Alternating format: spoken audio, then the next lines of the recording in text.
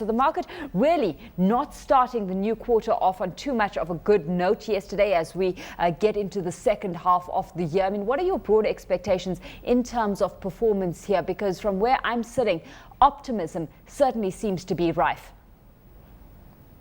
Good morning, Alishia. Thanks for having me. I like the Ghana solidarity.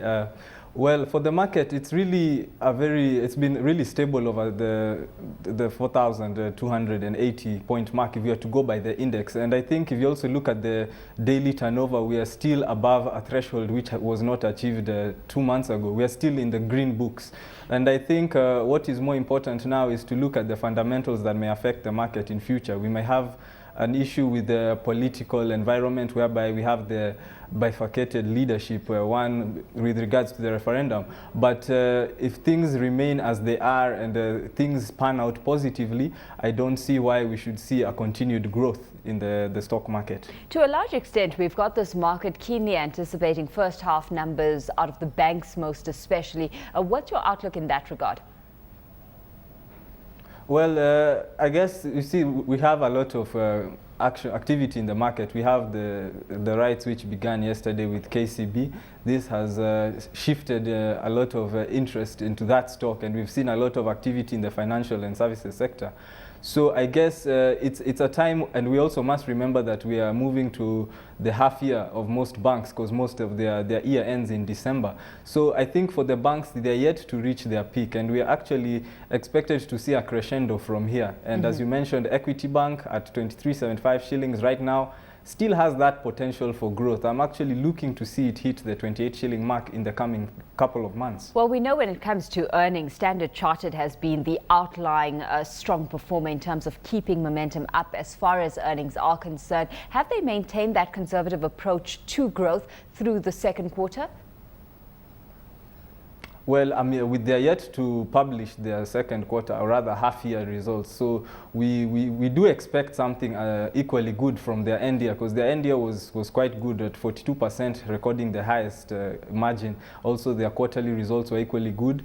And we also must remember that this is a counter that is come right, and I'm also yet to see what they would offer their rights at. And I think Standard Chartered Bank still, like the others, has a lot of potential, and we could see the price move from the current 200 plus shillings, and we could see it rally further.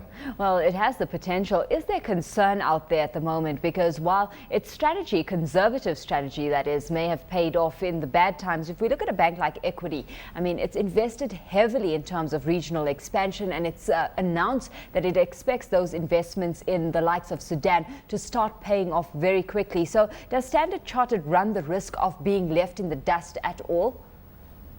Yes, indeed, it does run that risk. You cannot be conservative forever. You must come out of your cocoon and be more creative in terms of your approach to the market. They've seemed to focus more on wholesale banking as opposed to retail banking, as we've seen with Cooperative Bank. We have the Equity Bank now come into play and is kind of dominant in retail banking.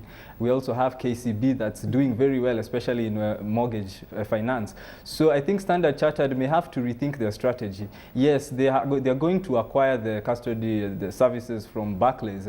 This may bring some returns, but even so, they may have to revise their outlook on how to approach the clientele. How are the mid-tiers faring here? I mean, just the other day we were talking about NIC Bank and its strategy to really hone in on the entrepreneurial segment. Just how are your mid-tier banks faring, comparatively speaking, to some of those big caps?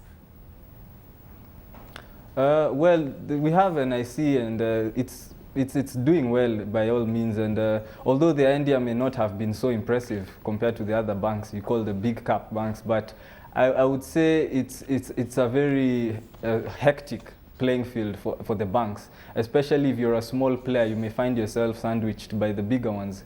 Competition wise, you may have a problem with expansion. I think NIC will face an uphill task, actually battling with the likes of Barclays, Equity, KCB, and even Cooperative. Yeah, well, we always say here, I mean, banks' performance is highly correlated with GDP, and certainly there's been optimism around with regards to just where the Kenyan economy is heading from here on out. But just yesterday, I mean, we've seen data released by the Kenya National Bureau of Statistics reveal that Kenya's economy slowed down to 4.4% in the first quarter of this year compared to 5.6%. Has that started to ignite some concern about just where the Kenyan economy is headed this year?